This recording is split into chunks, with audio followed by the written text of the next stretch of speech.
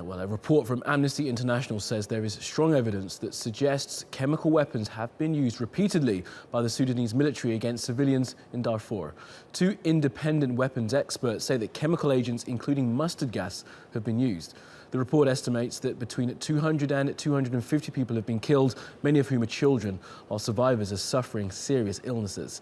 The suspected attacks come after a large-scale military offensive was launched in January 2016 by Sudanese forces in Jebel Mara, forcing 250,000 people to flee the region.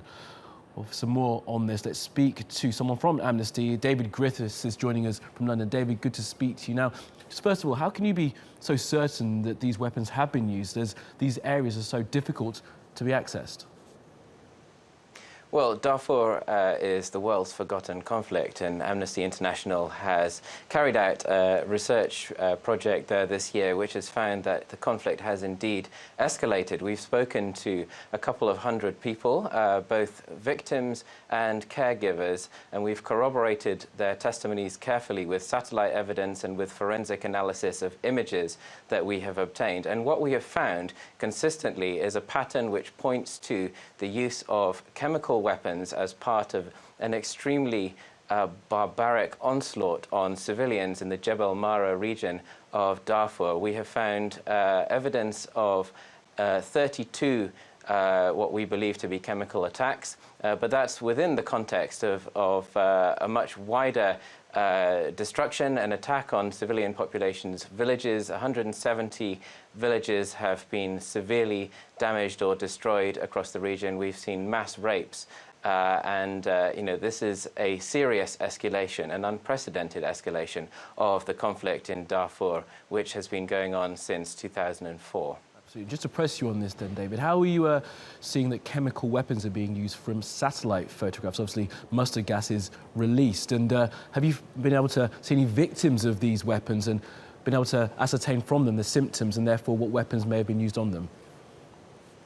Yeah, as I said, the satellite images have been used to corroborate the evidence that we've received by testimony, and that has shown us where the attacks have taken place, where we've clearly seen evidence that structures have been severely damaged or destroyed and villages have been razed to the ground. But it's with the testimony evidence and with the images that we've received that we have seen the evidence of the chemical attacks. The images, when you see them, are horrific. We have seen children with skin sloughed off completely. We've seen terrible lesions. We've seen and heard evidence of people experiencing their eyes going green, their urine turning red or turning green. This is evidence that has been corroborated by almost 200 testimonies across the Jebel Mara region, and it points to a sustained onslaught on the civilian population since the beginning of the year. Let me tell you about one man, Khalil, in his 30s. He told us of a bomb which went off in his village. The three people who were nearest immediately the four people had their eyes bulging out. He himself experienced paralysis on one side of his body. 2 weeks later, his skin started falling off, his urine went red, and he experienced severe nausea and vomiting. Now, he survived, but 200 people have not been so lucky, and the majority of those have been children. This is extremely barbaric use of banned chemical weapons by the Sudan government on its own people in the Jebel Mara region of Darfur. Well, with all this evidence, David, what next? Are you going to the ICC? Have you spoken to the Sudanese government? What's the next steps here to try and ensure that this sort of tactic of war is not used by the Sudanese again? Well, Sudan, in escalating the conflict in this way, has shown utter contempt for the international community, for international norms. It's important to remember that what has happened under the nose of a UN and African Union peacekeeping force, some 21,000 peacekeepers in this region.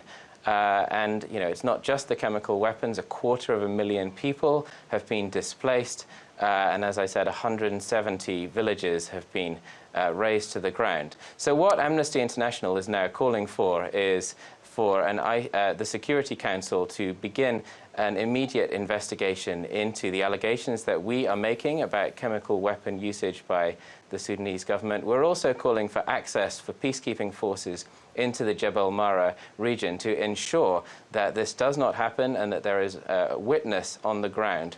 And we're calling for the arms embargo to be extended across all of Sudan and to be enforced. Okay, well, David Griffiths, I wish you well in your work. Thank you for joining us.